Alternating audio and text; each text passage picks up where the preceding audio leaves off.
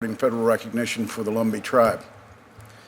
I'd also like to thank my North Carolina colleagues, Representative Hudson and Butterfield, for their passion and dedication on this issue. And Mr. Chairman, it's good to see the frugality of the Indian Affairs Committee. They've left my name tag over from when I served on the committee, I think, unless she hunted this down somewhere. I'd also like to thank Chairman Harvey Goodwin.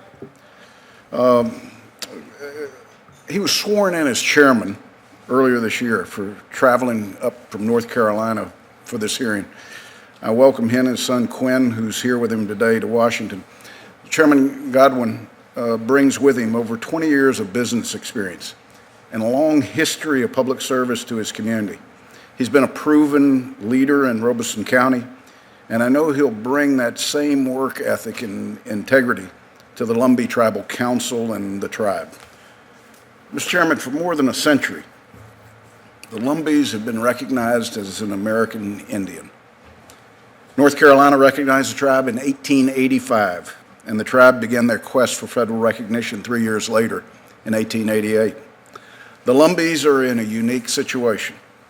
They're the largest Indian tribe east of the Mississippi, with a membership of over 34,000, and yet they've remained unrecognized for over a century. The Lumbee Act of 1956 designated that the Indians residing in Robeson County and adjoining counties of North Carolina as the Lumbee Indians of North Carolina. The act also inexplicably prevented the Lumbees from being eligible for any services provided by the federal government or any benefits that are provided to other tribes. While the Lumbee Act somewhat recognized the tribe, it was strictly conditional. This 1950s era law specifically blocked federal assistance to the Lumbee tribe. It is nothing short of discrimination. And decades of discrimination against the Lumbees have resulted in severe economic and societal consequences for the Lumbee people. Robeson County is one of the 10 poorest counties in the United States of America.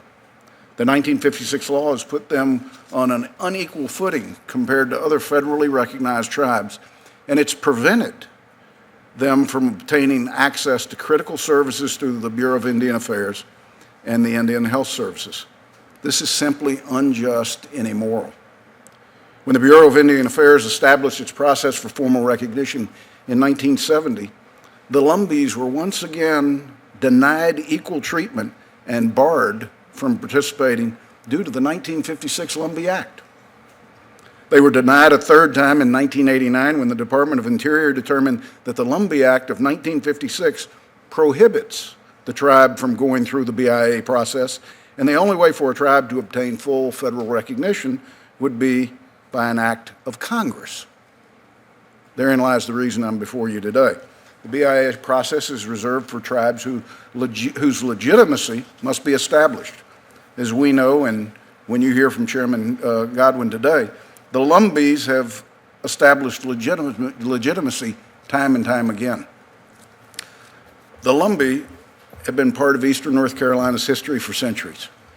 And Chairman Godwin, like Chairman Godwin, they've served their community effectively and tirelessly. They've been teachers, farmers, doctors, small business owners, lawyers. Some have served as sheriffs, clerks, court, state legislators, and judges. Many have protected our nation by serving in the United States Armed Forces. The contributions they've made to their local communities in the state of North Carolina have not gone unrecognized or unappreciated. The question I want the committee to ask themselves today is how can this federally recognized tribe be denied the benefits that other federally recognized tribes receive through their sovereignty?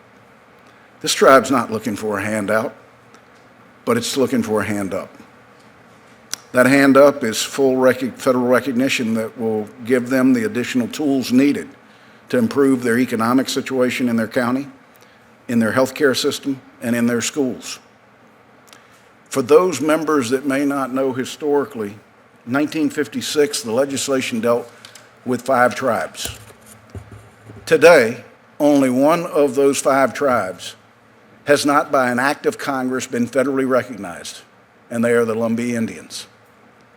Congress has gone back and remedied 4 other tribes that were caught in the same congressional melees, and they've, by the act of Congress, recognized these tribes. Only the Lumbees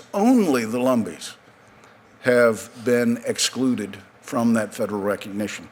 I'm confident that after Chairman Godwin's testimony today, you'll understand the injustice and the discriminatory policies against the Lumbee tribe.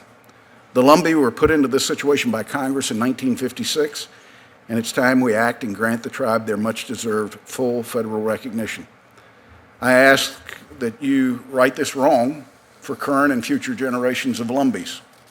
Mr. Chairman, I thank you for the privilege of speaking on an issue that is not only important to me, not only important to the Lumbees, but I think should be important to us as members of Congress. It was an act of Congress that put them in the box that they're in. 4/5 of that box has been fixed. 1/5 remains still to be fixed. And I do hope that this committee will see it as their mission to right a wrong and to fix the 5th. I thank the chairman. Thank you very much, Senator Burr.